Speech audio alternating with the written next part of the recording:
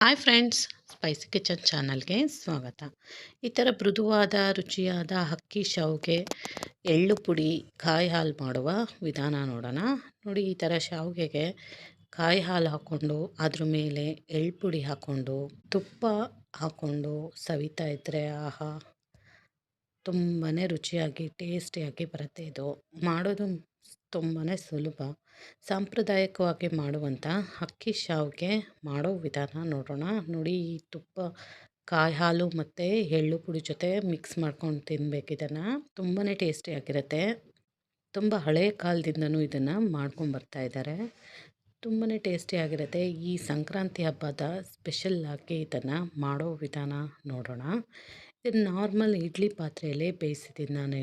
ಇದನ್ನು ಮಾಡೋ ವಿಧಾನ ನೋಡೋಣ. ಎಳ್ಳು ಪುಡಿಗೆ 1 ಕಪ್ಪಷ್ಟು ಕಡಲೆ ಬೀಜ, ಅರ್ಧ ಕಪ್ಪಷ್ಟು ಹುರ್ಗಡ್ಲೆ, 1 ಕಪ್ಪಷ್ಟೇ ಬೆಲ್ಲ ತೊಗೊಂಡಿದ್ದೀನಿ, ಬೆಲ್ಲದ ಪುಡಿ. ಇಲ್ಲಿ ಎಳ್ಳು ತೊಗೊಂಡಿದ್ದೀನಿ.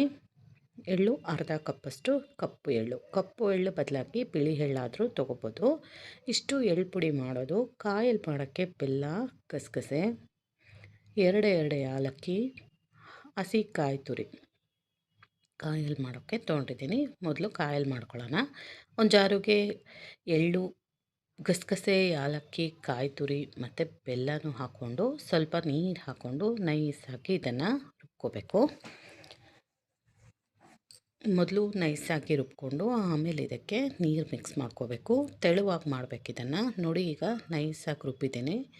ಇದಕ್ಕೆ ತೆಳುವಾಗಿ ಮಾಡ್ಕೊಳ್ಳೋಕ್ಕೋಸ್ಕರ ನೀರು ಹಾಕ್ಕೊಳ್ಳೋಣ. ಇನ್ನು ಮತ್ತೆ 1-2 ಕಪ್ಪಷ್ಟು ಹಾಕ್ಕೊಂಡ್ರೆ ರೆಡಿ ಆಯಿತು ಕಾಯಿ ಹಾಲು.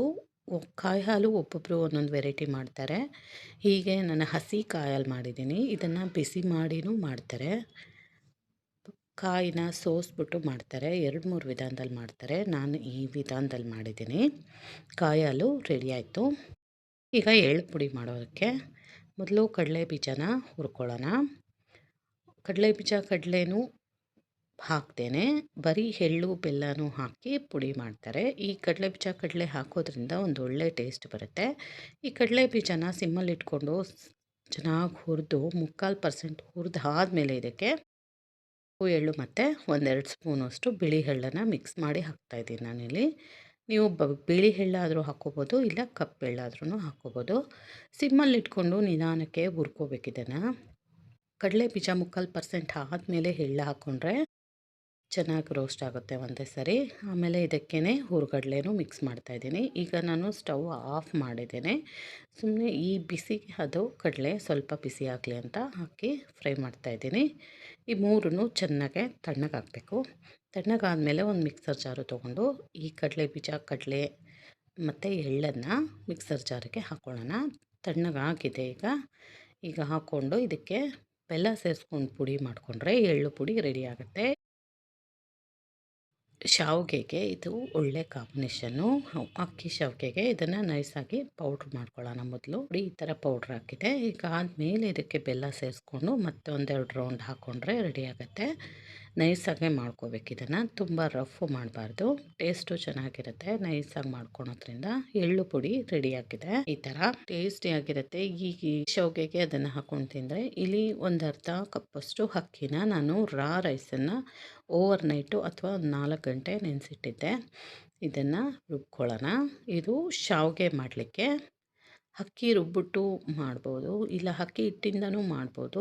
ನೆಕ್ಸ್ಟ್ ವಿಡಿಯೋದಲ್ಲಿ ನಾನು ಅಕ್ಕಿ ಹಿಟ್ಟಿಂದ ಮಾಡೋ ವಿಧಾನ ತೋರಿಸ್ತೇನೆ. ಈಗ ಅಕ್ಕಿ ರುಬ್ಬಿಟ್ಟು ಮಾಡೋ ಅಂತ ವಿಧಾನ ತೋರಿಸ್ತಾ ಇದ್ದೀನಿ. ನೈಸಾಗಿ ರುಬ್ಕೋಬೇಕು.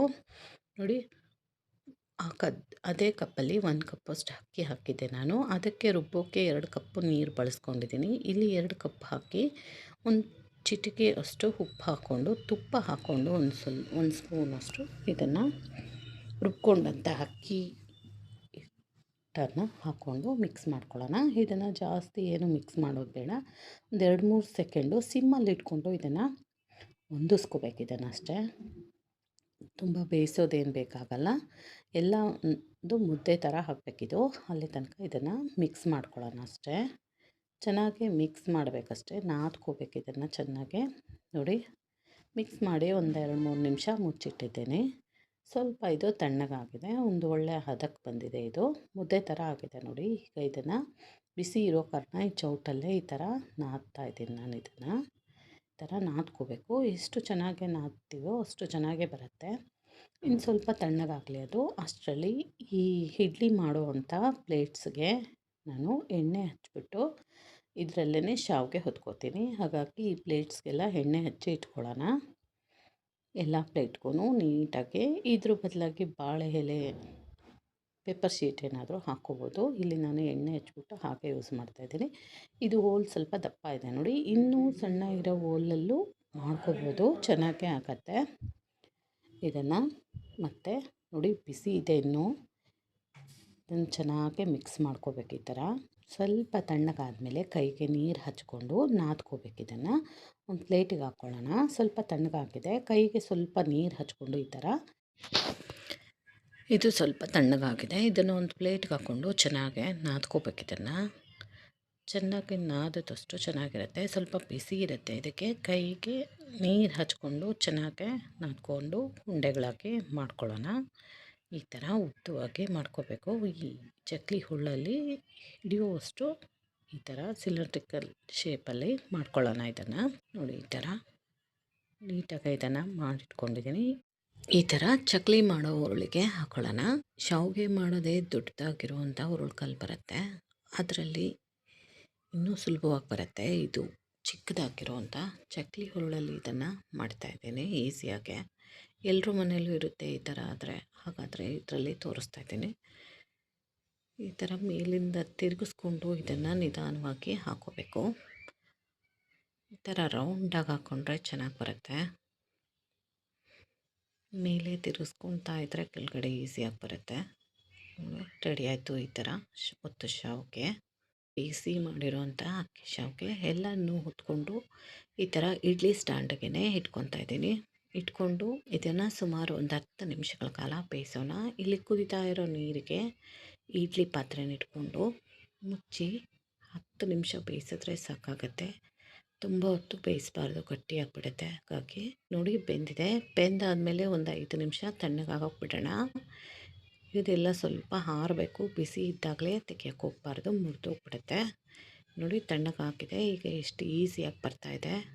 ರೆಡಿ ಆಯಿತು ಬಿಸಿ ಬಿಸಿಯಾದ ಅಕ್ಕಿ ಶಾವಿಗೆ. ನೋಡಿ ಎಷ್ಟು ಸ್ಮೂತಾಗಿ ಮೃದುವಾಗಿ ಹತ್ತಿ ಥರ ಇದೆ. ಇದು ಮಾಡೋದು ತುಂಬ ಸುಲಭ. ಟೇಸ್ಟಿಯಾದಂಥ ಅಕ್ಕಿ ಶಾವಿಗೆ ಕಾಯಲ್ಲೂ ಎಳ್ಳು ಪುಡಿ ಜೊತೆ ರೆಡಿಯಾಗಿದೆ. ಟೇಸ್ಟ್ ಮಾಡಿ ನೋಡಿ, ಟ್ರೈ ಮಾಡಿ ನೋಡಿ, ಹೇಗಿತ್ತು ಅಂತ ಕಮೆಂಟಲ್ಲಿ ತಿಳಿಸಿ. Thank you.